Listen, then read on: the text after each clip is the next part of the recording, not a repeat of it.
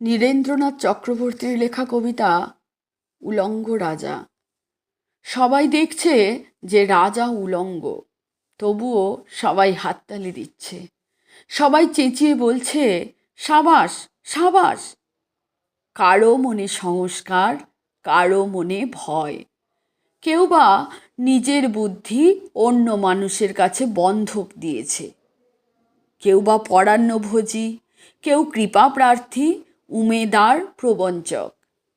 কেউ ভাবছে রাজবস্ত্র সত্যিই অতীব সূক্ষ্ম, চোখে পড়ছে না যদিও, তবু আছে, অন্তত থাকাটা কিছু অসম্ভব নয়। গল্পটা সবাই জানে, কিন্তু সেই গল্পের ভিতরে শুধুই প্রশস্তি বাক্য উচ্চারক কিছু আপাদমস্তক ভীতু, ফন্দিবাজ অথবা নির্বোধ স্তাবক ছিল না। একটি শিশুও ছিল, সত্যবাদী, সরল, সাহসী একটি শিশু। নেমেছে গল্পের রাজা বাস্তবের প্রকাশ্য রাস্তায়। আবার হাততালি উঠছে মুহুর্মুহু, জমে উঠছে স্তাবক বৃন্দের ভিড়। কিন্তু সেই শিশুটিকে আমি ভিড়ের ভিতরে আজ কোথাও দেখছি না। শিশুটি কোথায় গেল?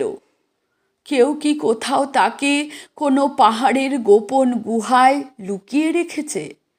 নাকি সে পাথর, ঘাস, মাটি নিয়ে খেলতে খেলতে ঘুমিয়ে পড়েছে কোনো দূর নির্জন নদীর ধারে কিংবা কোনো প্রান্তরের গাছের ছায়ায়?